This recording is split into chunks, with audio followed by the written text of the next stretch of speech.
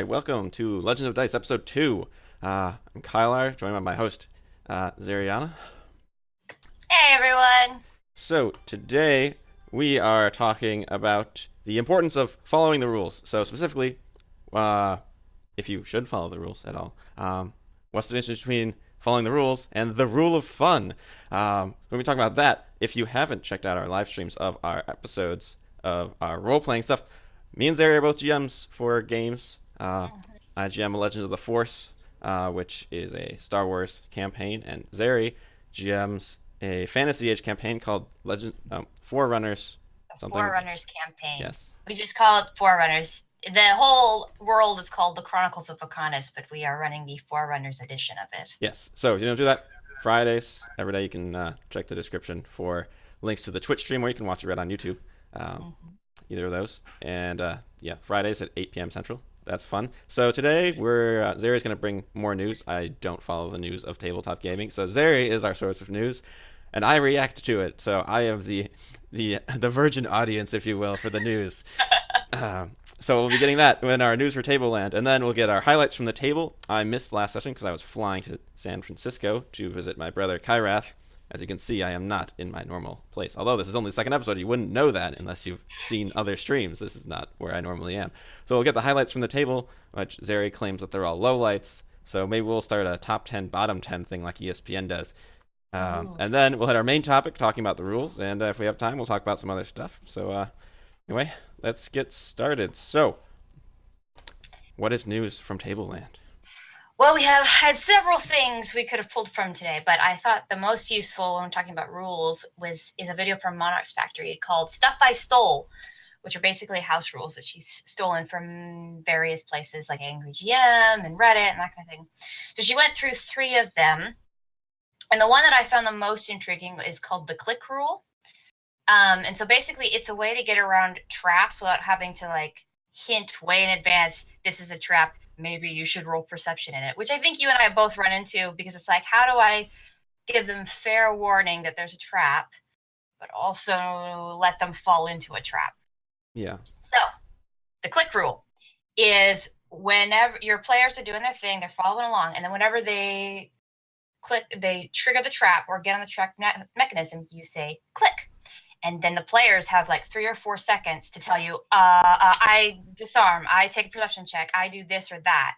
And all you have to do, but if they miss that, if they didn't hear you say click or something else, then you can just say, well, they weren't aware and the trap is sprung. So I don't know. I thought that was a pretty good way to be fair, but also not, because the other thing that you and I encounter is that, well, I think about doing this, and a track that's like 5 seconds of a trigger is actually 5 minutes of discussing how we deal with it. Yeah, I mean that's just a whole interesting discussion of how much do you rely on the player's skills in dealing with the traps, and how much the character that they're playing is supposed to have skills at dealing with traps. So they're playing a character that's supposed to be good at dealing with traps, and the player might not be so quick on their feet. I can see where the click rule might have some problems for those players that take a longer time to think. Oh, we've got some players at our table that aren't as quick to respond to, especially situations that catch them off guard. So I think I like it. So if I was a character, the GM did it to me, that would be cool. But at the same time, I kind of see the other thing. The other thing I've been toying with trying to do for traps and such is to have passive perception checks that nobody knows I'm making, but are based on people's stats. So then, based on how well they can see things, then I might make them aware of something that they would have noticed based on what their character is, and not like, oh, I'm making a specific perception check. But that's a so that would be an advanced warning of a trap if they end up in a situation where their character probably would have noticed something, but they weren't, you know, Right.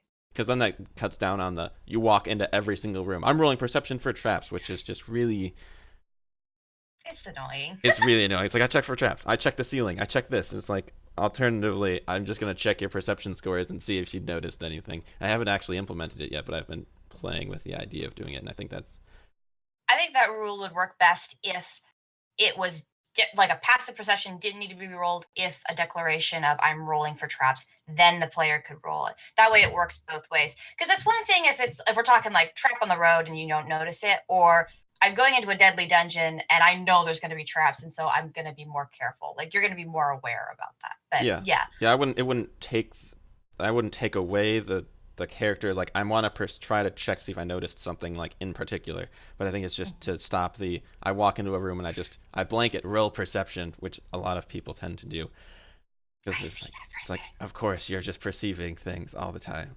That's what I do. Except if I'm not wearing glasses or contacts, then I can perceive nothing. Well, I mean, I think that's the way for most people who have to wear glasses. So, Yes. but yes, the click rule I think was an interesting thing. It's a good house rule I think to implement in some fashion.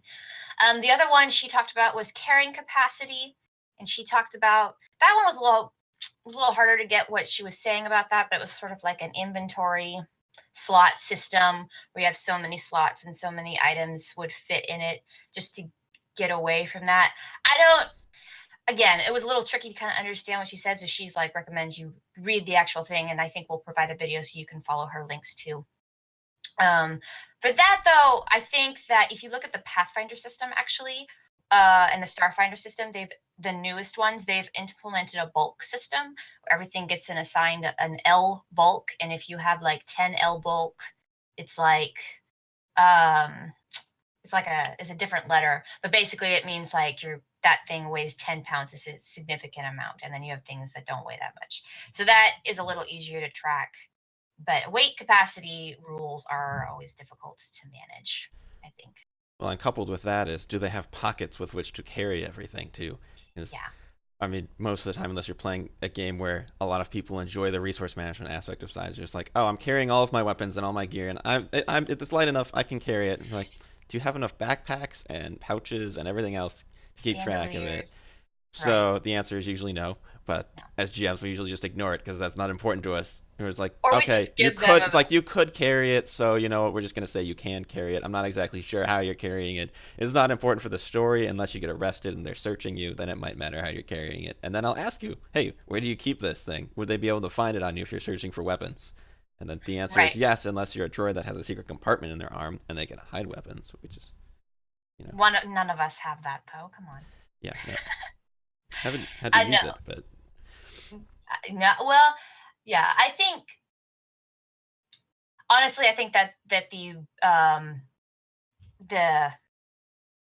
oh, I forgot. It just went out of my head.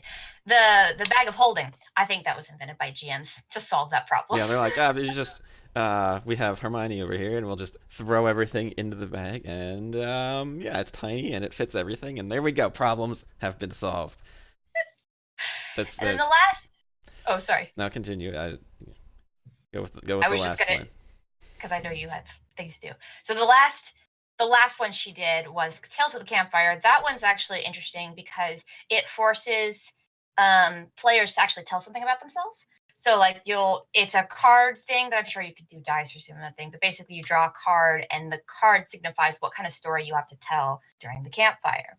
So it can be is like a story of loss, a story of gain, and something else. She had an interesting not an acronym, but like way of remembering it, so that you could, what depending on the cards you draw, you share different stories, which I think is a good thing because I'm sure you've noticed this in your own campaign, and I've noticed it in mine, where it's like you guys travel and you're doing nothing, you guys camp and you're doing nothing, and everyone's like, okay, talk to each other, please. Story time? No, no, no. Everyone just goes to sleep in silence. Cool.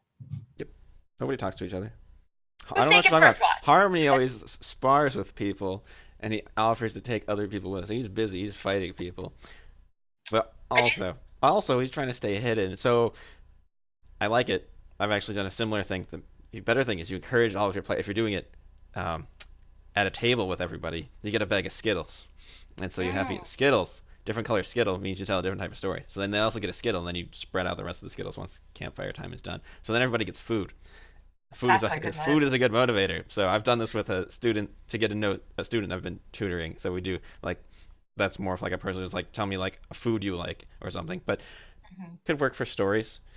Yeah. Although then it might put more pressure on the people not that don't have as developed of backstories either. They make something up. They're like, I don't have anything. So I think in order to use something like that, you have to make it be like, hey, I'm gonna start doing this. So you're gonna need to have some stories working in your back pocket for in case I call on you, Hmm. because I want there to be more group discussion about backstories and where you came from and everything else. You can't just all of a sudden one day show up at the table with your group of murder hobos that have very loose backstories and be like, with no storytellers that are good at telling stories, and be like, you tell me a story about personal loss. It's like, I um, lost a watch once. there was this time that we were trying to get the loot from all the people we killed, and one of them ended up in the river, and I didn't get what I wanted because he floated away before I could loot his body. Darn it. That's the story you're gonna get. It's gonna be great because it'll be funny, but it won't be what you're looking for.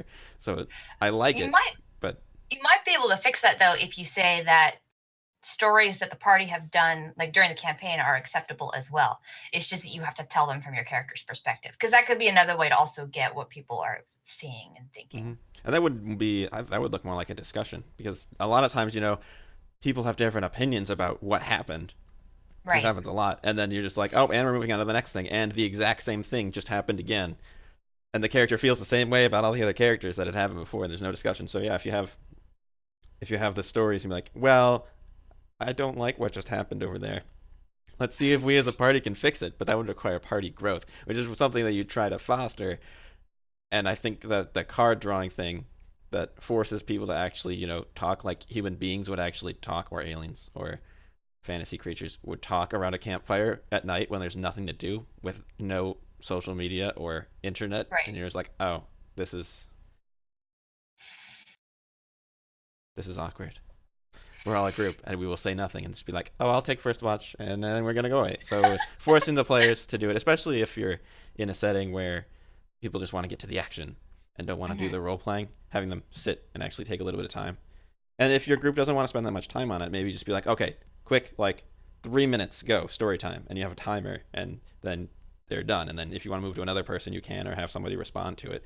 But to keep it short, so it's not like a rambling thing that I'm doing right now, which is like a 15-minute spiel about not rambling.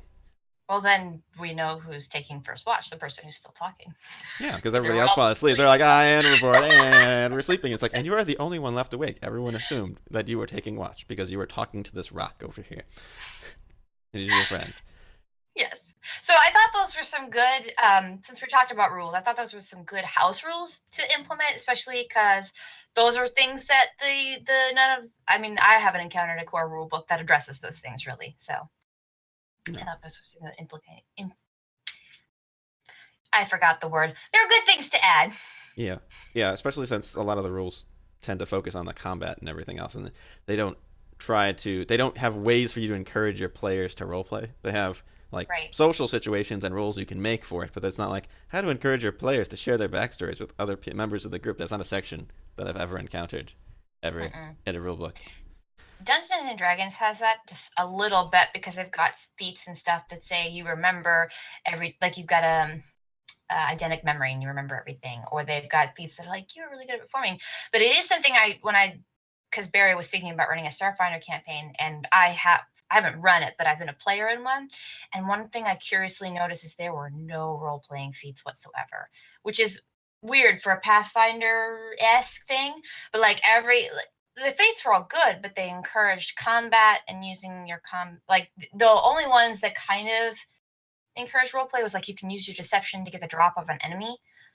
But that's still an advantage in combat. That's not, hey, you're better at deceiving people, you're better at performing. So yeah, no, there's not a lot of systems that built, which is one of the reasons why I think we like Fantasy Age, is like half the system is encouraging you to roleplay because half the skills are only useful if you're role playing.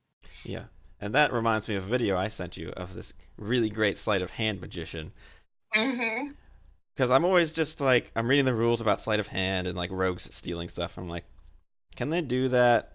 And then so it's like an international close magic competition. I'll post a link to it because it was so great. I think everybody should see it. Because if you're asking your rogue, can you do this? You're like, they train to do this, and Right. then they're like this guy over here who can do ridiculous things with his hands, and it actually looks magic because he's Yeah. so good. and you'd never be able to tell that he stole something from you because he's so good at it. And that's my answer. Is like, can you steal something with sleight of hand very easily? Yes. So if you're skilled enough, you could make anything look easy. Anyway, so any other rules that you have brought from news? No, I think that pretty much covers the news. All right. Highlights, or apparently this session, lowlights from the table.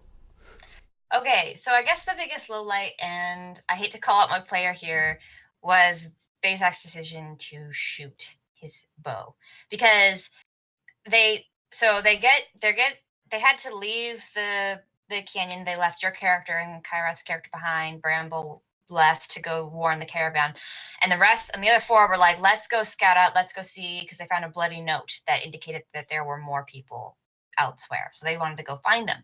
And as players do, they kind of forget the things that they've done in front of the bad guys. And one of the things that they did was that Vinda has already turned into a bird and back into a fairy, and some of them escaped.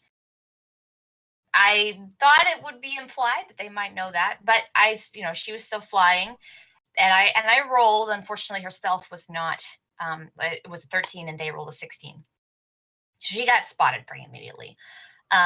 But she actually did really well. She managed to find a tree, and because she's a fairy, she can instantly blend into a thing and just become invisible.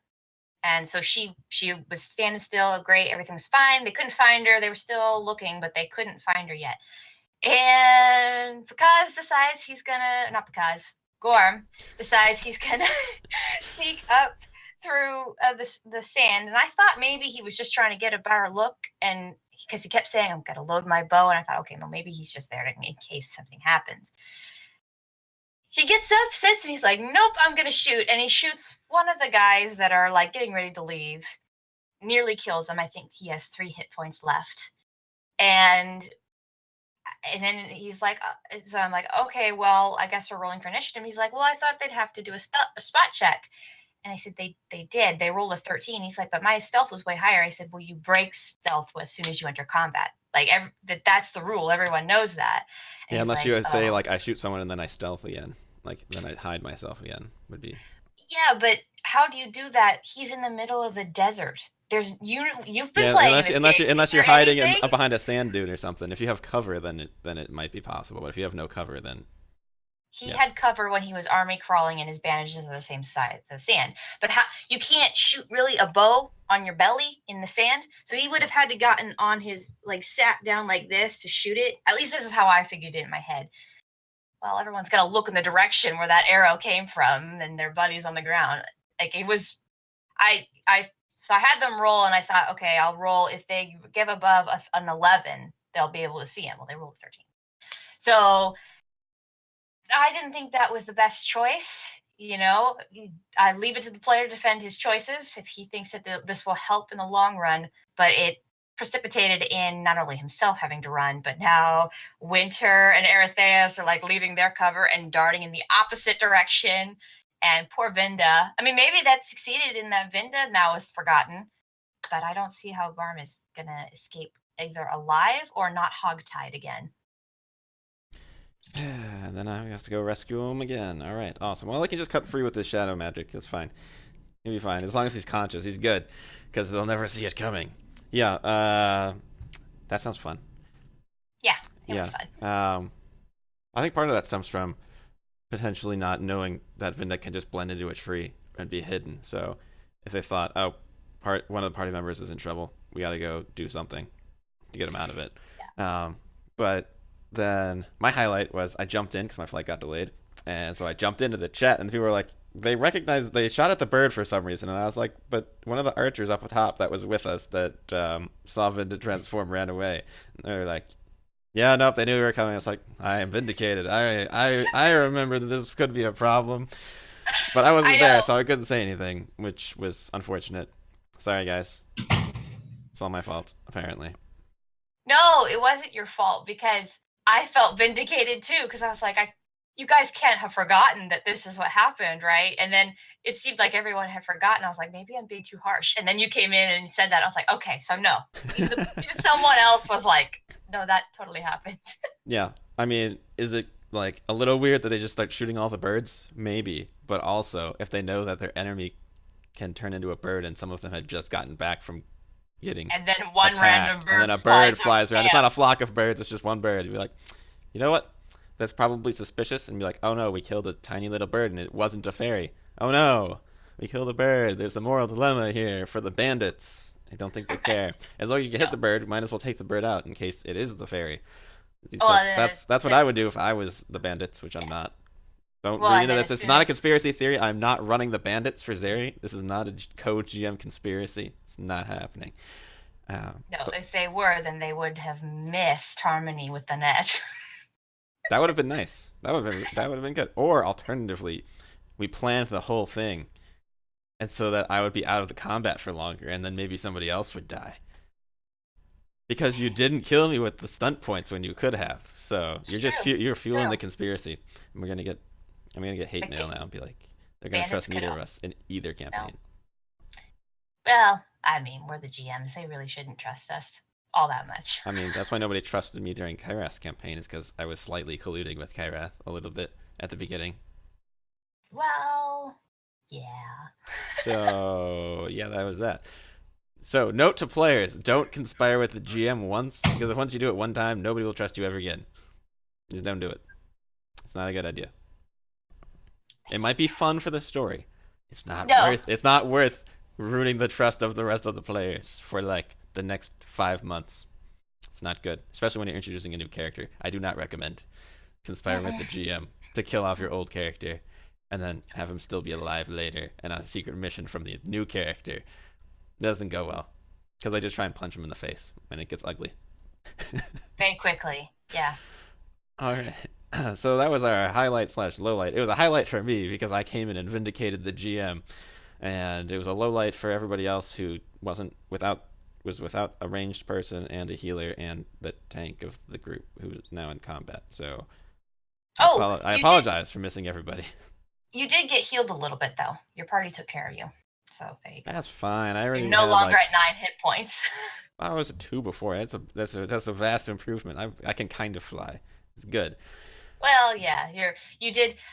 Everyone had forgotten, and I was like, yeah, because you were carrying people over the wall to get over there, and you're like, yeah, his wing doesn't look so good, and they're like, oh yeah, his wing's damaged. And Yeah, it's like, fine though, yeah. because like I've been with Curiosity the whole time, and it's not like he's just gonna leave me looking super wounded. So Well, see, I didn't want to do anything with his magic or anything unless he had explicitly told me. So I just said he was like too in shock to heal you, and you didn't seem. And also, you've played Harmony before, where like you kind of think about your own health last, as far, and then the party, everyone else. hmm So like you were just kind of. I used you as the leader, and you were like, okay, what are we doing here and here and here, and and yet it then still went very. terribly wrong. Yeah, well, that's because you weren't there. I was the leader in spirit. Okay, so that was highlights from the table. It's time to move on to our main topic of how important are the rules? Should we follow the rules? And what is the rule of fun? And it's not terrible, contrary to Right. some people's beliefs. All right, Yes. Sari, take it away. Okay, so let's start with the definition of what I think the rule of fun is. Generally speaking, the rule of fun is that you follow the rules up until the point they don't make sense, or you can fudge them a little bit to be more fun, more entertaining. And that doesn't always mean a positive way in the players. It doesn't always mean positively it'll affect the player. Sometimes it can be negatively. Sometimes they can roll a 1, and maybe this wouldn't work traditionally this way, but because of the situation and because you rolled a natural 1, it would be better, more entertaining, more fun to do it this way. So the rule of fun is never to replace the rules. It's not because it's like, oh, this rule isn't fun anymore. I don't like it. We're just going to get rid of it. It's more to, is this the spirit of the rule? Does this apply to what we're trying to accomplish in this scenario? Yeah, I mean, I've always thought of the rule of fun meaning use the rules up until the point that the system is no longer fun and doesn't make any sense. And then you're like, you know what? We're going to do the spirit of the rules and not the letter of the rules, because the letter of the rules in this situation doesn't make any sense. Right. And so it's not like, oh, you just do whatever you want all the time. I think it has to be very purposeful when you suspend the rules, because the rules were put together to fit as a cohesive piece. So if you take, you're like, oh, I don't like this rule, and then you're like, well, that kind of impacts how that works over there, and also impacts something that like the character chose as some feats or something, and it would mess up something that they had planned for their character, which has happened to us before, a little bit. It's to make sure that if you're okay with fudging the rule once, if you're fudging the rule, well, this is a separate topic, but like if you're changing a rule or doing something, make sure it doesn't impact any choices your players have made to like base their characters off of. They're like, but I was totally counting on that rule to make my character great in 2 levels, and he was going to be able to do this really cool thing, and now I can't do it anymore because we decided that the rule was unfair because right now it gives our enemies an unfair advantage, and we're like, this doesn't make any sense, so let's just scrap the whole thing. And then they're like, well, I just spent my progression points. So if you do that, let your players respect their character. If it impacts it Right. that wildly, be like, okay, yep, we decided we didn't like this, so you can go ahead and choose something else that your character will be specialized in instead. But yeah, like a good example of that is if you've got a powerful magic user who I think there's specifically a spell you can get that allows you to unlock any door. If it's a mechanical lock, you can just do it. And I could see a GM being frustrated if a lot of their campaigns is like part of getting through places to find the key or to successfully lockpick. And you've got a wizard who can just do this. And the temptation would be to either modify that spell so it's not as effective or just tell them they can't have it. Well, what if, though, the person who has that spell is an arcane trickster and that's how they built their character so that they don't have to carry lockpicks and have a high lockpicking skill? They just use that magic spell. That's really not fair to them to change that rule because you don't like the way it is. So I would not the big thing I would say is don't use the rules as a club, but also don't change the rules as as also a club just because you don't like the way things are going. Yeah, but a good thing that we did to change the rules, we actually, Kyrath, when he was GM, he ended up changing how bonuses to use the Force checks work in the Saga edition of Star Wars, because we realized at the beginning levels the Force users become so much more powerful than all the other players. So what we did is we changed how the math works so that now you steadily increase in power. So basically, those Force users after like level 12, like they kind of plateau in their ability to use the Force in the regular rules. But before then, like levels like 6 to 12, they're like scary more powerful. And we didn't have a group of all Force users. So to balance it out and be like, this has got to be more fair, we initially decreased how good they were at using the Force and doing a massive amount of damage and everything. And then for a long-term growth, so they grew more in line with the rest of the characters who couldn't use the Force, and I think it's worked out pretty well so far. It actually ends up with the Force users being slightly more powerful at the end, which is fine, because now they scale better with the other characters. So that's a rule that we changed that actually made the fit of our party work a lot better, because you can create encounters that aren't so one-sided and need the Force user to succeed, because you can actually scale the combat difficulty better. Because we made them weaker, we made them more on par with the rest of the characters. So that was a good rule change that we had made. Yeah, I mean, and also too, you have to consider the system you're using. I mean, we use the Star Wars system because that was the system I had when we first started GMing. Everyone, we could all agree that we all love Star Wars, so that was an easy way. But I even said as we got started, this system is broken and there are going to be house rules we're going to have to implement. I mean, I tried really hard to just kind of encourage everyone to be Jedi because I knew that wasn't going to happen. But honestly, that system is so broken. You either have a party of Jedi or you have a party of don't. If you have mixed the two, it tends to be unbalanced. And, a lot of our characters, I mean, we were talking last night about my character, Lexa. I mean, you now have access to her, so you can see how many different levels in different classes I've had just to make her the equivalent of a D&D fighter. And that's what she is. Yeah, there is not a good fighting like melee combat spec other than I mean No, even the Jedi aren't good at melee fighting. no, There's a ton of options for ranged fighting that are really cool. And then you're like, I have to class in this like 6 different things to, and somehow Kyrath figured out this crazy melee combo so someone who's level 20 can do like a guaranteed amount of damage and get 3 melee attacks like with bare hands, then basically like could do like over 60 damage with bare hands, which was really impressive. I admire his dedication to figuring that out because it's really complicated, and he made it so it was all legit and he was following all the rules, and I was like, that's impressive. yes. I need to bring that character back. I want to play that character again. He's so much fun. What did we call him? It was some amalgamation of Chuck Norris. I think we called him Jack Norvis. I think Jack Norris, it was yeah. like Jack Bauer and Chuck Norris put together. He really was. Because he's so ridiculous. Um, Yeah.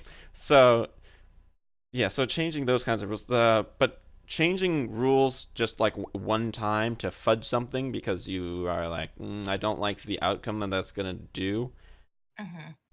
If you want something to have a specific outcome, don't have people roll for it. Number one, and then Yes. uh, and then number two, if you fudge it once, then you, and if the players know you fudged it, then you have to fudge it every single time then because you're like, well, last Hmm. time we rolled a 15 and it was high enough to do this thing and you made it okay last time. It's like, well, yeah, because the villain would have escaped last time. It's like, okay, so then the villain escaped, or don't make us roll.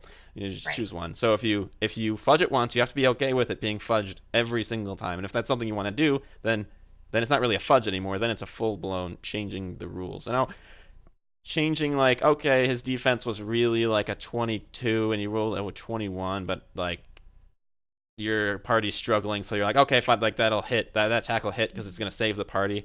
That kind of fudging, you just don't tell the players that you did that. The problem is using like an online system and people keep track of what the defense actually is, and then the players notice and they're like, that shouldn't have hit. So you gotta be Yes. careful because if you got math-oriented people, they're looking at all the stats and they're like, that should have hit, that should have not have hit, but for some reason they both hit, and I don't understand why. It's because the GM Well, was fudging something. yes. And that's, I mean, that's honestly that when it comes to fudging, the main point is never, ever, ever, ever let your players know that. I think actually Taking 20 just had a video about that a couple weeks ago, where he was like, what immediately it does is, like, if you're at, let's say you're at a really tough boss battle where your party just barely survived and you're so excited that they survived and you were like, yes, and then you let it slip. I mean, if I had really let his AC be exactly what it was, you guys would have totally missed it. He would have killed you next round. So I'm so happy that that happened. Well, that immediately deflates the victory. It's like, oh, you brought it down to kitty levels for us. Yeah, I So think the better thing to do with bosses, in case they end up being too powerful, is to have enough attack options and other things to do that you can make your bosses stupid. So if the players are yes. having problems, like, you don't just go for like the kill shot on a character. You're like, you know what? They're gonna spread the damage around because they want to hit everybody and they don't want anybody to escape. So they're just he's kind of down for the count, so he doesn't worry about the damage character. So Hmm. he's gonna go after the healthy character that can withstand a lot more damage. So you can have the boss be stupid without having to fudge things and be like, oh, well, he really should have killed you all, but he decided not to because he wanted to let you beat him, which is not a Yes. good villain. So if you create the villains with enough options or like some character flaw that might be a reason why they don't act with like the strategically sound thing, because that's one thing I like my characters to make strategic sense. So Hmm. building it in so that if they make the strategic moves, the players won't be completely outclassed because, as we know, a party does not tend to move strategically. No. Um, as well as like they might be like have an initial plan, but then after the battle starts, it's kind of just like go and kill everybody a lot of the time. So if you have Charge. if you have your NPCs and your villains are all like, I know exactly what I'm gonna do and I have a battle plan, and oh, that happened, okay, so now I'm gonna go over here and do this. That's not gonna go well for the players. So having some sort of thing where your NPCs don't act smartly all the time is good. That's a good fudge, and that's not actually breaking any rules either, because your NPCs can act however you want, as long as Right. they still feel like a threat and not a bunch of bumbling stormtroopers. You're good. So, but moving on to the counter argument for fudging rules, I did want to bring up something that I've watched the D&D show Critical Role. I'm sure most people who probably play role play games do. Um, and one of see, you're missing out. One of the things that I really appreciate about the GM is he knows the rules in and out, and I have very, very rarely seen him actually fudge. There have been some times where I think, okay, he definitely fudged that. For instance, I specifically remember a time when the druid wanted she was her friends were down for the count. She was underneath like this hellion because they were in the seven hells. So she was underneath him. He was coming down, and next turn he was going to squish her.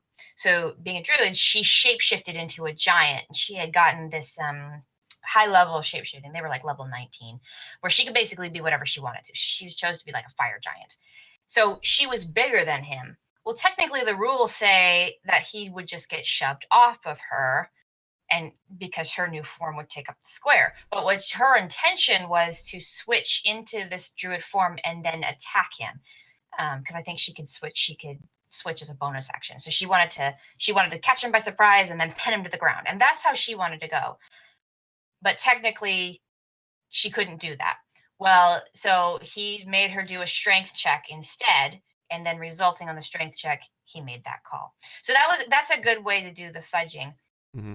Especially, But for yeah, the like combat fudging. If your players are just like, hey, I wanted to try to do this thing, and you're like, um, combat let me find rules. the I grapple don't rule. see the. I'm using my magnetic boots to cling to the side of a turbo lift, and then going to attack somebody with my hand.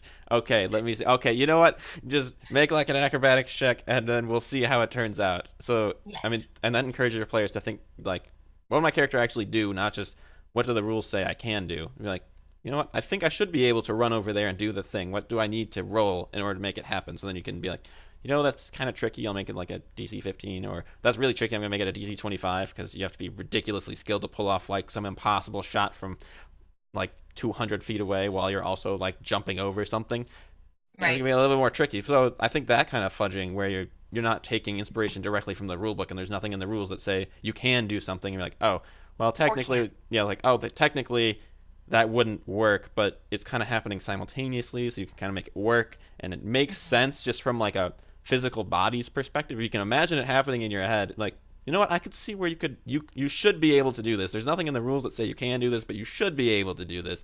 Right. Then just have your players roll for it as long as you're comfortable telling them what to roll for. Right. So yeah, and that's yeah.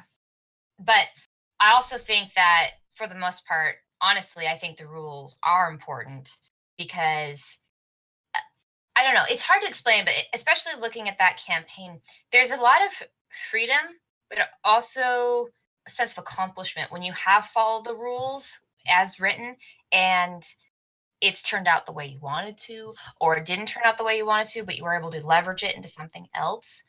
Um, we play Fantasy Age, which is a little bit rules light, so we don't have as much of these issues. But like if you play Dungeons and Dragons, there's very specific rules for grapple checks and for climbing checks. And I mean, you've read the skills chart underneath uh, in Star Wars. I mean, you look at the stealth thing, and it covers more than just stealth. I mean, there are sleight of hand, it's stealing, it's lockpicking, it's everything under the sun. And so when you are playing with systems like that, he's very specific. And if you don't know the rules very well, you end up having to go back and looking at them. But I think if you know the rules well and your players know the rules well, then it helps them actually shine better because they're like, I know what my character can do. It can specifically do this, it can specifically do that. And I built my character to be able to counterspell. I built my character to be able to my brother's one of his favorite builds is a grapple build. Basically, you spend all of combat sumo wrestling people, holding them in place so that your party can come in and just start beating them down. Well, that's something where if you know one of your players is doing that, you need to know the grapple rules really well and make them follow the rule of the law in those situations as best as you can, because it will make him feel more accomplished when he has done it. But it'll also, if you're the GM and you're smart enough to create an NPC that can kind of maneuver those within the rules, I think it adds some more dynamics to the combat than would be normally. Yeah, and that just reminded me of something that I wasn't initially going to talk about, but when I'm creating a character, I like to know the rules enough. Mm-hmm. I'll page through a bunch of stuff, figure out how combat works, figure out everything else, especially if it's a new system. Like, okay, I want to play this kind of character. How do I make that kind of character actually effective in the rule system that I'm in? Because, and I think as a GM, knowing the rules, and if you have a player who's maybe not as well versed in the rules or not as skilled at looking up all the rules and finding all the nuance, you can end up with the scenario where someone's like, I really want to play, I don't know, like a bard kind of character. And then the system you're in is like, okay, a guy who sings is worth, let me check, nothing. Okay, so your entire character concept is worth this, and we will do nothing. Or if your players don't really ask you, and they're just like, oh, I had this cool character concept, and then it turns out that doesn't really work that well in the rule set you're using, and they're used to using a different rule set where Mm-hmm. it works well. being able to be like, okay, I like the character concept, or maybe if it's not, you help them tweak it so it's better. But then Right. finding ways within the rules to make them as effective in the game as possible, so they're not just a cool role playing character; they're effective in the system. Because you don't want one player to just feel completely useless in like every scenario. Like I get some characters aren't as good at combat, and some characters are not as good in social situations. But you want to feel at least like, okay, you know what? I can do at least like this one cool thing that I can do in combat or in a social situation. I've got like this one thing that I can do that fits with my character concept, that works with the rules really well. And so knowing the rules in and out before you tell all of your players, hey, I got this new system. Let's all make characters. Like, Right. no, you should know the rules so you can help them make the characters. Because if someone's already combed through all the rules, it makes it a lot faster. Like, oh, there's this really cool feat over there that you could take out. I also use an Excel sheet and spread my like plan my characters out up to level 20. Like, because I want to make sure the things I take early on won't preclude me from doing what I want later on in the game. Right. And so I plan it out kind of crazy. Kyrat does this too. And some other people are just like, oh, I have a character concept, and then it's like, oh, it's level up time. Let me see what feat or something I can take that fits with my character that's also useful. And they're trying to figure out as they go along, and then you get halfway down the path, and then you realize, oh, it would have been smarter if I had taken something else. Hmm. And I think if you get a bunch of players that have realized they made mistakes while making their characters, and if you can, I don't know, we did this where we kind of had some tweaking happen Yeah. with characters. But if you get to a point where you're like level 12 or something, and there's like a point where you realize all the characters, now that they're more familiar with the rule system, they're like, oh, I should have done this for my character concept instead. If you let everybody respec all of their stuff, you give the same opportunity to fix their characters within the rule set. Right. Um, but it's it but in keeping with what their character is, but making them more effective at what they are. So if you know the rules ahead of time, you can hopefully help your players avoid those kinds of situations to begin with. But if you end Yes. up in a situation where that's another kind of fudging. You're like, well, yeah, your character was this, but you probably should have specced over into this tree because it would have let you be more effective as like a negotiator, which is what you were going for. And now you're at mid-level, and now you're like, no, I'm not really good at anything I wanted to be able to do. And so you fudge, and you're like, you know what? We're just gonna let everybody respec into the things that still fit with their character and make them more effective.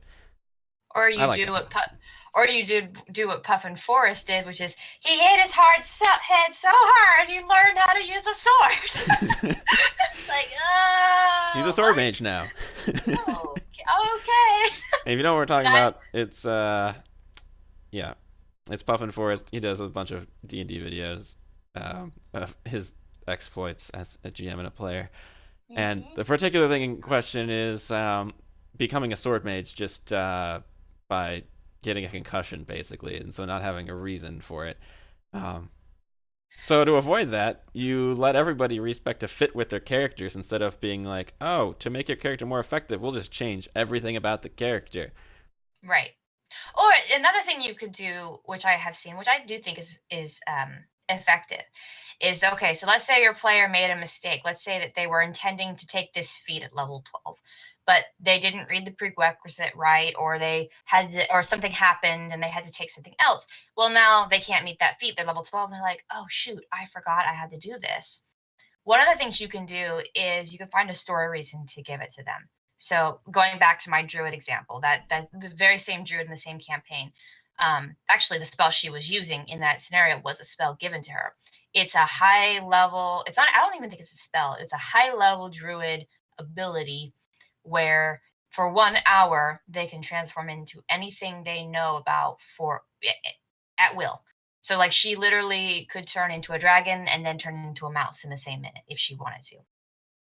Well, I don't know if she was intending to take it or if she forgot or whatever, but essentially what happened was her reward, because she finished her player quest, essentially.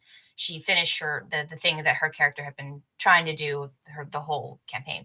Her reward was that druid ability. Now, she didn't have to waste a level on it. She didn't have to choose a different feat. He just gave it to her. And I think that's another a way you can effectively help a player. So you're like, okay, we talked about this with your own character. You're like, I want my character to do metal magic in the future. How are we going to do this? And so I was like, okay, well, you can take that at level 4, you can make that out. But we both agreed we didn't want it to just be spontaneous. Yeah. Harmony can now control Yeah, so metal. I had built stuff into my backstory where he was familiar with it and he'd worked on Right. it, and then you came up with even better stories. Like, how did he get better at it from when the character started to now? And so it worked organically, and so it kind of Yes. made sense. And now I'm still, the way the rules work, it's great because I'm still Harmony is still terrible at using magic, which really works because he's still developing the skills. So in 2 levels he'll be much better at it because he won't get armor strain and his intelligence will be a little bit higher, which I've been trying to work on by having him try to learn how to read, which is his other struggle. So like trying to give an in-character reason for all of a sudden like, oh, he doesn't have a -1 on his intelligence score anymore. Trying to make it something that's Right. story-ish. And now we've gotten really off topic from the rules, but talking about characters fitting into the rules, I think is just really Yeah. important because if you make characters that don't work well within the rules, the temptation is going to be to change all the rules to fit the characters. When you should really go Right. back and because you're like, well, I can't change my character now because I already created my character, and how can we make the rules so that my characters are more effective? We need to just go back and be like, okay, let's make all the characters more effective so that we can use the system that people have designed and hopefully is balanced ish and makes sense, and the rules make sense, and the game is fun to play. That's the other thing is you can make a game that makes sense and nobody wants to play it. You're like, oh, these rules are great and it's so complicated, but it works perfectly. It perfectly simulates combat. And you're like, it takes 5 hours to do one round. We're not gonna do that. No. So No. so instead of trying to tailor the rules to fit the characters, like tailor the characters to fit the rules, but don't create a character concept based solely on the rules. Like you should come with a character concept. This is what I want to try to do. How well can I do that within the system that we're going with? Unfortunately, some systems are not good for something. So maybe if you've looked at it enough and you're like, you know what? It's not fun to play a character like this in this system. Just don't play that character because you're going to constantly be butting head against the rules, against the GM, and you'll be bored. And you're like, I hate the rules. Can we just use a different system? This system is broken. Maybe the system isn't broken for everybody. It's just broken for you because you decided, I Right. know my character's not going to fit with these rules, but I'm going to make him anyway because I really like this character. And then you're bored for like 6 hours every week thinking, I want to I kill my can't. character and start over, or just change the rules and burn it to the ground. Well, I mean, you can go the opposite of min-maxing, right? You could become so diverse in your concept that you're nothing. I mean, like, I think bards are in the biggest danger of this. Bard's a great class to play. I hope one day I hope to play a bard, but it's one of those. It's not a fighter or a paladin or a cleric where you pick a domain or you pick a weapon and you have a clear definition of what you are. A bard by its nature is a jack of all trades character. So you really have to decide, am I a duelist? Am I going for a more buff support character that's going to be able to heal but also buff my party? Do I want to fight? In which case, maybe you should not be playing a bard. Maybe you should be playing something else. Not that I'm saying you can't make your bard into an effective fighter. I'm sure someone can, but yes, your character concepts, they should you should be taking the rules into account. And if you don't know what the rules are well enough, that's when I would say talk to your GM. Your GM should know the rules inside and out. They should be able to say, I know how this works and I know how this works. One of the things in the Legends of the Rim campaign, which we did, you might find some videos hidden in there. It didn't last very long. But part of the problem we had with those is that the players in there, Barry and I repeatedly asked them, what do you want to do? What do you want to do? And we would get things like, oh, I want to be this blue guy, or oh, I just want to be this person from. No, no, no, no. Time out.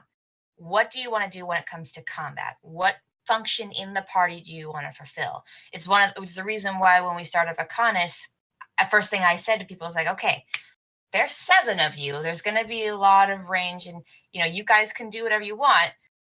You probably shouldn't end up with 7 mages. No, you you get know? 7. No, you get 3 rogues, 4 mages, and then you kill people from No really far healers. away. If you get like some crazy like monster that's melee attacking everybody, everyone will just die in one hit, and then the party will be over and be like, you know what? Next time we'll come at him with all swords, and then you'll get a ranged thing, and you'll be like, nope, never mind, this is bad. Hmm. So yeah, you should fit. There's like 3 things you need to fit in when your character, I think people, it seems complex, but really, if you're working with your GM, it's not. But it's you should fit your character with the story, with the rules, and the role you want to fulfill in your party. So if you have two people who want to be the healer, I've never experienced that, but if it ever happens, then you said healers Buffy. Well, what am I more going to take care of? Am I going to be more disease and plagues and that kind of thing and psi healing, or am I going to be handling more of the curse stuff? You know, if you're gonna have two tanks, well, what are the difference between the two tanks, that kind of thing. And the other thing, and the reason I bring up story too, is that there are times you could have, like, let's say a grapple character.